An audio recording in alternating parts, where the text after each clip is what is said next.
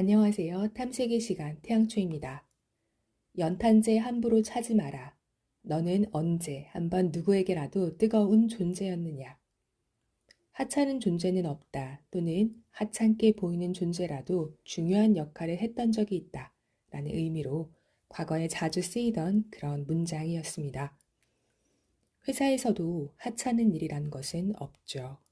그런데 요즘은 특히 MZ 부서원의 경우에는 처음부터 멋져 보이는 또는 대단한 일을 하고 싶어 하는 그런 욕구가 큰 것 같습니다. 또 심지어는 작아 보이는 일을 맡기게 되면 꽤 자존심 상해하는 경우도 있죠. 사실 돌이켜보면 굳이 MZ 부서원이 아니더라도 저만 해도 주니어 때는 그런 생각에 많이 사로잡혔었던 것 같습니다. 오늘은 그래서요, 사소한 일을 꼼꼼하고 기꺼이 해내는 그런 주니어가 종국에는 더 많은 기회를 낚아챈다 라는 주제로 이야기를 해볼까 합니다.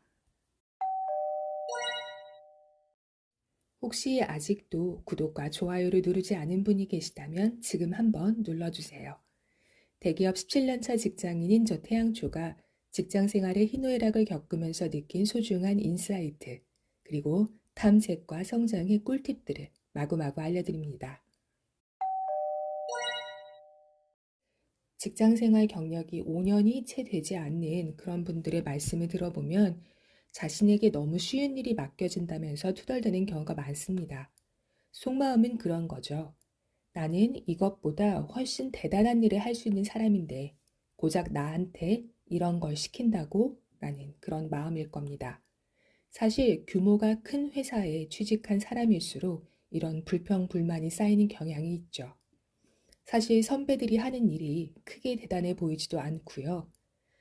또 옆부서에서는 언론에 소개될 법한 그런 근사한 일을 하는 것 같은데 그런 일에 좀처럼 나를 끼워주지 않는 것 같은 그런 느낌적인 느낌도 받고 말이에요.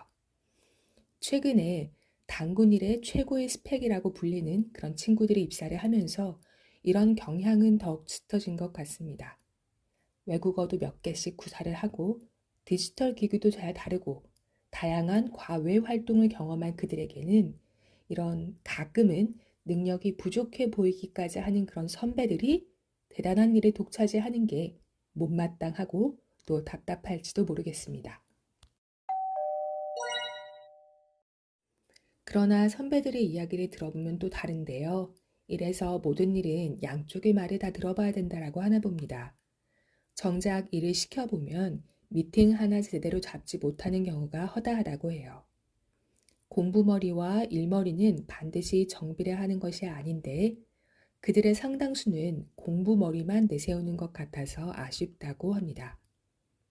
선배가 가령 오후에 회의 좀 잡아줘요 라고 말을 한다면 이것은 회의의 안건을 확인하고 참석 대상을 정한 후에 그분들의 일정과 그들 모두를 수용할 수 있는 장소를 찾아서 예약하고 또 서면 공지까지 깔끔하게 해달라는 의미인데요.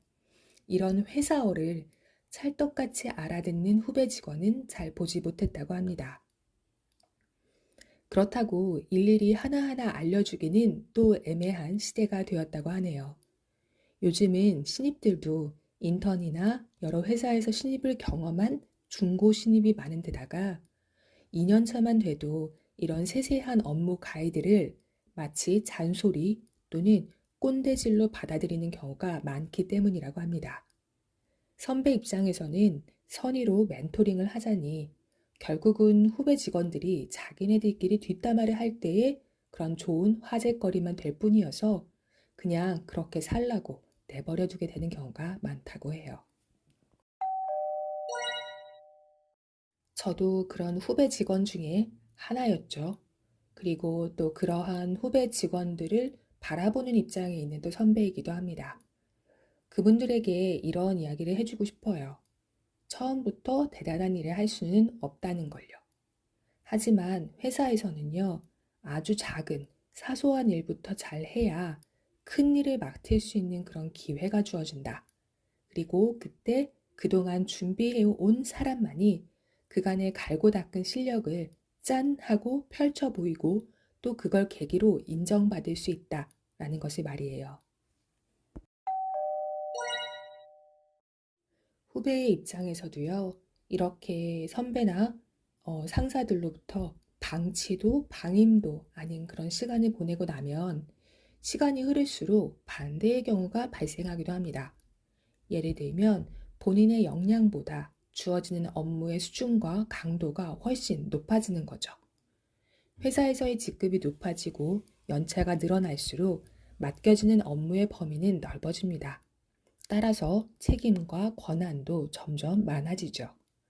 그런데 후배 직원이었을 시절에 이런 본받을 만한 선배가 없었거나 또는 스스로가 적극적으로 배우려고 하지 않아서 역량을 꾸준히 높이지 못한 채 어영부영 시간만 보냈다면, 그러고 나서 물경력만 가능한 그런 간부가 되었다면 어디에 물어볼 수도 없고 그저 속만 타게 되는 것이죠.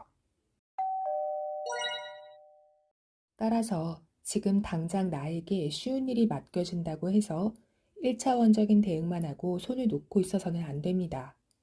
나에게 일을 가르쳐 줄 사람이 주변에 있는지, 또는 내가 일을 더 많이 배울 수 있는 기회가 있는지, 사내에서의 레이더를 항상 가동하기를 추천합니다.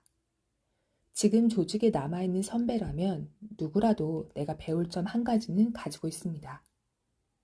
그렇기 때문에 어쩌다가 훌륭한 내가 이런 수준 낮은 회사에서 근무하게 됐을까? 왜 하필이면 이런 찌질한 조직과 한심한 선배를 만났을까? 하고 한탄할 시간에 저 사람은 어떻게 살아남았을까를 궁금해하고 그의 노하우를 내 것으로 배우는 그런 센스가 필요합니다. 만약에 진짜로 배울 것이 없잖아요. 그때는 불평불만하던 입을 딱 멈추고 스스로가 나의 그릇에 맞는 그런 직장으로 멋지게 이직하는 것이 옳습니다. 가까이에서 보면 회사에서의 일은 단편적인 행위들로만 보입니다. 그러나 이러한 단편적인 행위들이 전체적인 프로젝트의 목적, 사업부의 방향, 그리고 회사의 비전을 향해서 전속력으로 모여지고 있습니다. 이를 이해하고 세부적으로 진행하는 능력이 필요한데요. 신입사원이나 사회 초년생들은 아직 이러한 전체의 그림을 읽기에는 회사짬이 다소 부족합니다. 따라서 선배와 회의에도 들어가고 사수와 출장도 다니고 부서장님과 보고서도 함께 작성을 해보면서 자연스럽게 업무 외적인 내공까지도 익히는 그런 능력이 필요합니다. 그 시작이 바로 우리가 한탄하는 복사와 엑셀실인 거죠. 아직 아무것도 증명하지 못한 사람에게 덜컥 큰일을 맡길 수는 없습니다. 이것은 은행 대출하고도 굉장히 비슷해요. 아무런 신용도 없는 나에게 은행이 큰 돈을 선뜻 대출해주진 않겠죠. 그러니까 쉬운 일부터 제대로 잘 해내면서 은행이 차곡차곡 신용을 쌓듯 우리도 부지런히 하나하나 사내의 크레딧을 누적해 나가시길 바랍니다. 오늘 이야기가 조금이나마 도움이 되셨다면 참 기쁠 것 같습니다. 여러분의 소중한 시간에 깊이 감사드립니다. 지금까지 탐색의 시간 태양주였습니다.